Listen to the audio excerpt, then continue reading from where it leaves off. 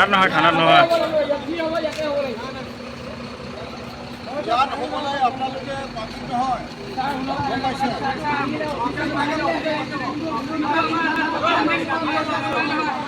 আমি কথাটো গম পাই আহিলোঁ যে ইয়াৰ ৰঙামাটি যিখন টোলগেট এই টোলগেটখনৰ আপোনাৰ প্ৰায় 2:15 পাৰ হৈছে।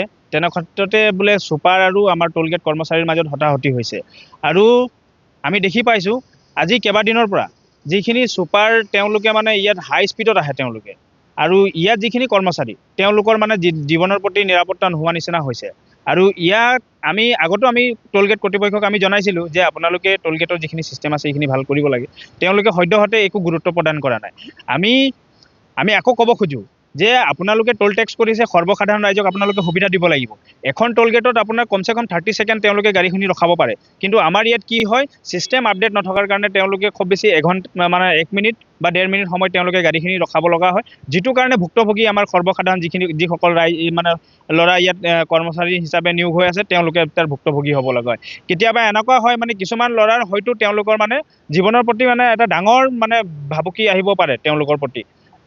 গাড়ীখিনি তেওঁলোকে মানে ইয়াত এবাৰ যদি ৰঙামাটি টোলগেট আপোনাৰ পাৰ হৈ গ'ল, নেক্সট টাইম অহা সময়ত তেওঁলোকে আকৌ শ্ল' কেতিয়াও নাহে। ইয়াত মানে তেওঁলোকে গম পায় ইয়াত আমাক ৰখালে আমাৰ মানে কিবা এটা হয়। তো আমি গোলাঘাট জিলা প্ৰশাসনক ইয়াৰ পৰা দাবী জনাইছোঁ যে আপোনালোকে এই টোলগেটত আমাৰ ৰঙামাটি যিখন টোলগেট চলি আছে তাৰ কি ক্ৰাইটেৰিয়াত তেওঁলোকে টোলগেটখন চলাই আছে, আপোনালোকে কি ছিষ্টেম তেওঁলোকে টোলগেটৰ বিষয়ে থাকিব লাগে এইখিনি তেওঁলোকে কৰিছে নে নাই, NHI গাইডলাইনছৰ মতে তেওঁলোকে বস্তুখিনি দিব পাৰিছে নে নাই।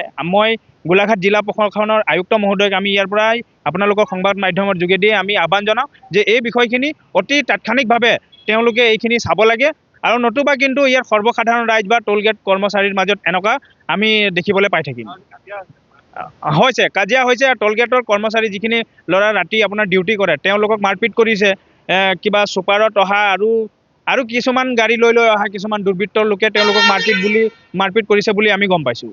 হয়, চাওক আমি স্থানীয় যুৱক হিচাপে আমাৰ স্থানীয় যুৱক ইয়াত কিছুমানক নিয়োগ কৰা আছে, আৰু সেই আমাৰ যুৱকবিলাকে আজি ৰাতি প্ৰায় 2:35 মানত এটা ফোন গৈছিলে। ফোনটোত আমাক ক'লে যে আমাক মাৰি পেলাব দাদা, আপোনালোক আহি পেলাই আমাক বচাব লাগে। সেই সময়তে মই দাইগাঁও থানা OC-ক মই নিজে ফোন কৰিছোঁ যে আমাৰ টোলগেটত এনেকুৱা এটা পৰিৱেশ হৈছে, আপোনালোক অতি সোনকালে আহিব লাগে।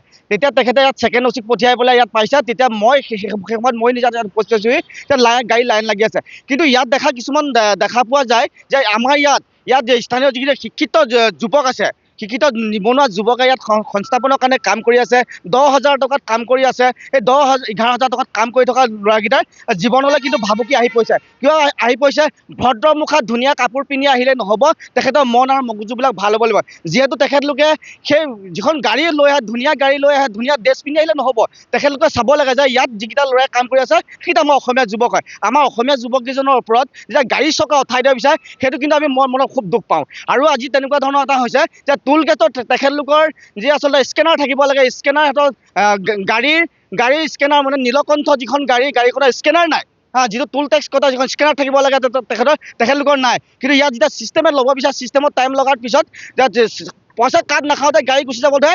তাত যিটো বেৰিয়াল ল'ৰা থাকে সেই ল'ৰাটোক চকা উঠাই দিব ধৰাত সেই ল'ৰাটোৱে গাড়ীখনত মাৰিছে নামাৰিছে আমি নাজানো, কিন্তু গাড়ীখনৰ পৰা নামি আহি পেলাই যে ইমানে গুৰলাগুৰকৈ আমাৰ ইয়াত কাম কৰি থকা আমাৰ অসমীয়া যুৱককেইজনক মাৰপিট কৰিছে, সেই কথাটো আমি যি আচলতে ভদ্ৰমুখা ধুনীয়া কাপোৰ পিন্ধি ভাল গাড়ী এখন লৈ আহে, মন মগজু আৰু আত্মাখন ভাল হ'ব লাগে, সেইসকলক কৈ বিচাৰিছোঁ। আৰু ইয়াত আমাৰ যি অসমীয়া আমাৰ বাই ভনী ইয়াত কাম কৰি আছে, ইমান অশ্লীল ব্যৱহাৰ কৰি যায় বুলি কৈছে গাড়ীত। আৰু গাড়ীত ভাল মানুহ অহা যোৱা কৰে, বেয়া মানুহ যায়, কিন্তু ভাল মানুহ আমি ভাবোঁ যে ভাল মানুহ অহা যোৱা কৰে। সেই ভাল মানুহসকলে ইয়াত কাম কৰি থকা আই মাতৃসকলক যে সন্মান কৰিবলৈ শিকিব লাগে, 1 নম্বৰ কথা। 2 নম্বৰ কথা, ইয়াত যিকেইটা ল'ৰাই কাম কৰি আছে শিক্ষা দীক্ষা থকা ল'ৰা, আজি তেখেতলোকৰ যিখন ছুপাৰখনৰ তেখেতলোকৰ যিটো মানে স্কেনাৰ, যিটো মানে টোল টেক্স কটাৰ যিটো পইচা থাকিব লাগে, ফাষ্টেগ থাকিব লাগে, সেই ফাষ্টেগ ব্যৱহাৰ নকৰাকৈ তেখেতলোকে মানে পাৰ হৈছে। সেই ল'ৰা ইয়াত যেতিয়া ছিষ্টেমত সিহঁতি পইচা দিব লগা হয়, ছিষ্টেমত যেতিয়া লোৱা নাছিলে, সেই আমাৰ অসমীয়া যুৱক ল'ৰা এটাই ইয়াৰ স্থানীয় যুৱক এজনক ভৰিত গাড়ী উঠাই দিব বিচাৰিছিলে। তেতিয়া তেখেতে বাচিবৰ কাৰণে আঁতৰি গ'ল। যদি পাথৰ মাৰিছে যদি আমি নাজানো, আমি দেখা পোৱা নাই, কিন্তু গাড়ীখনৰ পৰা নামি আহি পেলাই সেই ল'ৰাটোক আৰু বাকী ল'ৰাখিনিক গুৰকৈ মাৰি পেলাই ক'ত ইমান অধিকাৰ পালে, ক'ত ইমান পাৱাৰ পালে?